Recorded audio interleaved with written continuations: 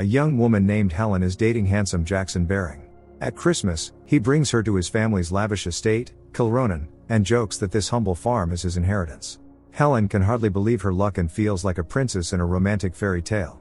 Jackson's mother, Martha, also lives there. She is a devout Catholic, so Helen and Jackson are given separate rooms. They break the rule, however, and spend the night together. When Helen wakes the next morning, breakfast in bed is already waiting for her. It feels like a dream come true, but the idol collapses during her very first encounter with Martha. She finds Helen in her son's room and realizes the couple spent the night together. Helen is mortified, while Martha calmly keeps up her polite smile. The girl imagined meeting her boyfriend's mother very differently.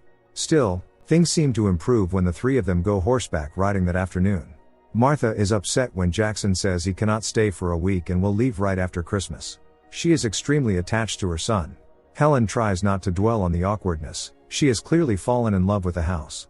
The three of them head to church for Christmas service. Martha compliments Helen's taste in clothes and makes an exaggerated show of friendliness. The girl confides that her parents died years ago and that she still carries their wedding photo in a treasured locket. Until she met Jackson, Helen had sorely missed the warmth of a family. Throughout the service and afterward, Martha barely leaves her son's side. Jackson realizes that many parishioners think he has come back for good. Martha may have encouraged them to believe it. Whatever she wants, Jackson intends to return to New York with Helen. His job and his whole life are there. Martha tries to persuade the young couple to move to the farm and live with her. She jokes that Helen can learn to bake bread and shovel manure. Neither Helen nor Jackson is particularly enthusiastic about the idea. Only when she is alone in her room does Martha let the polite smile fall. She is prepared to do anything to keep her son from leaving. The next morning Helen realizes that Martha has been going through her things. On top of that, Jackson gives in to his mother and decides that they will stay through New Year's Eve. Martha throws a New Year's Eve party at the estate. She clings to Jackson, embracing him more like a husband than a son. Jackson loves his mother, but her behavior makes him uncomfortable, so he spends every free moment with Helen. Later that night, when Helen and Jackson are alone together, Martha spies on them. After New Year's, Helen and Jackson prepare to head back to New York. Martha cannot hold back her tears because she does not want to let her son go. The young couple return to their cozy New York apartment. Back at work, Helen tells her coworker Lisa about the strange holiday weekend at her boyfriend's mother's house. She genuinely found Martha charming, but Jackson acted nothing like himself around her. Lisa reassures Helen that all men change around their mothers. After feeling unwell, Helen begins to suspect that she is pregnant. As soon as Jackson hears the news, he proposes. She is the woman he wants to spend the rest of his life with. The girl is a little frightened, but she still says yes. Helen does not want to tell Martha about the pregnancy yet, but the woman guesses when Jackson announces their upcoming wedding. She congratulates the young couple, although the joy in her voice does not sound entirely sincere. Jackson and Helen would prefer a simple ceremony at City Hall, but Martha immediately offers to hold the wedding at Kilronan. The couple do not wait long and soon marry at Kilronan. Helen is happy, and it seems that nothing can spoil the day, but that proves wrong. Alice Baring, Jackson's paternal grandmother, tells Helen that Martha deliberately failed to pass along her invitation to lunch. Alice warns Helen to be careful around Martha. When Martha sees Helen talking to Alice, she quickly intervenes with her usual false politeness. One evening as Helen comes home late carrying a bag of groceries, a guy in a ski mask attacks her with a knife. He rips the treasured locket from her neck and grabs hold of her. Helen begs him to let her go, telling him that she is pregnant. He slashes her abdomen before fleeing. Jackson rushes to the hospital as soon as he hears about the attack. Fortunately, the wound is superficial, and the baby is unharmed. Helen realizes that she will never feel safe in the apartment again. Before leaving, the masked man made it clear that he knew where she lived. Jackson assures Helen that everything will be all right and that they will get through it together.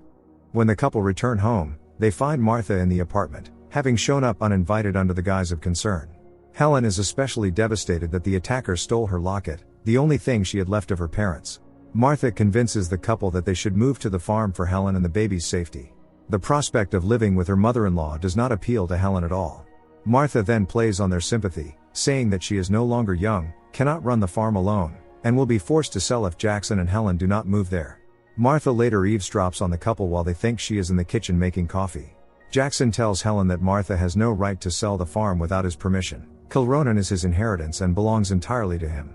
Martha clearly does not like what she hears. After some thought, Helen suggests that they consider moving to the farm.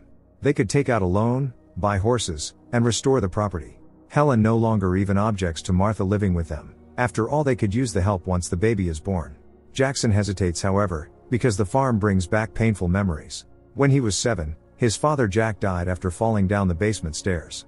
That day his parents were arguing about Jack's supposed mistress, Robin Hayes. Believing that his father was threatening his mother, the boy charged at him and accidentally knocked him off balance. Jackson has blamed himself for his father's death ever since. He still remembers Martha appearing with a nail puller in her hand, hugging him tightly, and saying that it was an accident. Jackson has never told anyone about it before. Helen believes that this is precisely why they should move to the farm. Only by returning to the home he once truly loved can Jackson face his ghosts, come to terms with the past, and move on. Martha will surely be delighted. At first everything goes wonderfully. Jackson restores the horse farm while Helen prepares to give birth. Martha often prays, thanking the Lord for bringing the family back together. But behind her show of concern are subtle manipulations. She gradually convinces her son that he should not be alone with his wife because a pregnant woman supposedly needs her rest. Life on the farm does not come easily to Helen, who has always lived in the city. Martha makes matters worse by revealing that Jackson was not her first pregnancy. According to Martha, doctors found abnormalities in her earlier pregnancy, forcing her to make the terrible decision to terminate it. After that conversation, Helen cannot stop worrying about her own baby's health. Whenever Helen asks Martha to send Jackson up, Martha tells her son that his wife needs time alone. The couple gradually begin to drift apart.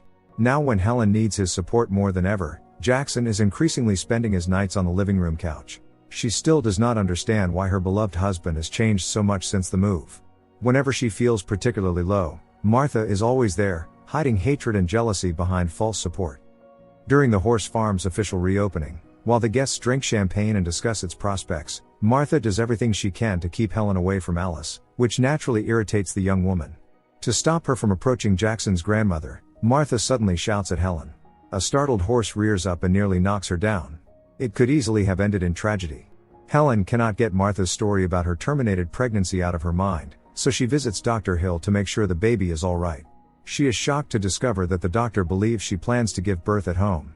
Helen has no doubt that Martha told him. Jackson tries to convince his wife that his mother meant well, but Helen is exhausted by her mother-in-law's interference. The couple argue. Helen visits Alice to talk about Martha. Alice says that Martha never loved Jack. She once worked as a stable girl, got pregnant, and thereby secured a husband, a son, and a respected family name. After Jackson was born, Martha lost all interest in Jack and poisoned the boy against both his father and his grandmother. Alice warns Helen that Martha will never let Jackson go.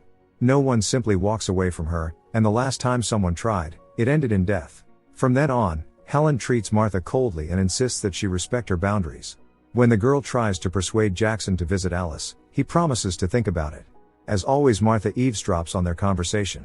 Soon afterward, she visits Alice at her retirement home and reminds her of their arrangement. Martha pays her bills with the money Jack left behind, and in return Alice stays away from Martha's family. If necessary, Martha will cut off the money at any moment, without the slightest regret. Helen cannot take it anymore and tries to have an honest conversation with Jackson about what is happening between them and his mother. She needs her husband more than ever. Jackson ultimately decides to return to New York with his wife, which was never part of Martha's plan. Unexpectedly, she pretends to understand and tells her son that Helen must come first. Deceived by her apparent acceptance, Jackson is visibly relieved and begins preparing to leave. Martha meets Dr. Franklin Hill, her old friend and Helen's obstetrician. As if merely making conversation, she asks what can induce labor. Dr. Hill innocently explains that oxytocin brings on contractions within 24 hours. He cannot imagine what Martha is planning. Once Jackson leaves for a horse race, Martha decides to act. He will not be back until the following evening, and Helen remains determined to return to New York. While Martha prepares a strawberry cheesecake laced with oxytocin, Helen visits Alice to say goodbye. The woman reveals the truth. Jack did not die from the fall itself but from landing on a nail puller at the bottom of the stairs.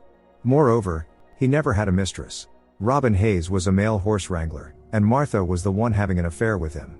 At dinner, Martha insists that Helen try the cheesecake she made especially for her. Exhausted, the girl politely says that she will take the dessert upstairs and eat it later.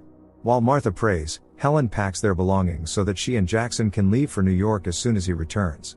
Martha meanwhile dreams of claiming the grandchild as her own, just as she once claimed her son. She is convinced the baby will be a boy. Helen and Jackson hope for a girl, although they were not told the baby's sex in advance. The girl eventually eats the cheesecake and wakes the next morning in labor, 2 weeks before her due date. She calls for Martha but she is nowhere to be found. While wandering around the farm, Helen discovers a nursery that Martha secretly prepared for the baby and finds her stolen locket among the clothes.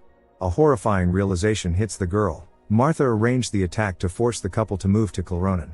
Martha suddenly appears, and wearing her usual sweet smile, says that the room was meant to be a surprise and that Jackson would have loved it. Helen can barely think through the pain as her contractions intensify. She asks Martha to bring her some water and seizes the opportunity to escape by car. Helen is about to ask the neighbors for help when she recognizes the voice of the masked man who attacked her in New York. He turns out to be Martha's neighbor. The girl abandons the car and keeps running in desperation. She even makes it to the highway, but Martha intercepts her. Helen is forced to give birth at home. Again and again, she begs Martha to call an ambulance, but the woman insists that only suffering creates a special bond between mother and child, and that any outside intervention would merely do harm. Sensing that something is wrong, Jackson calls home.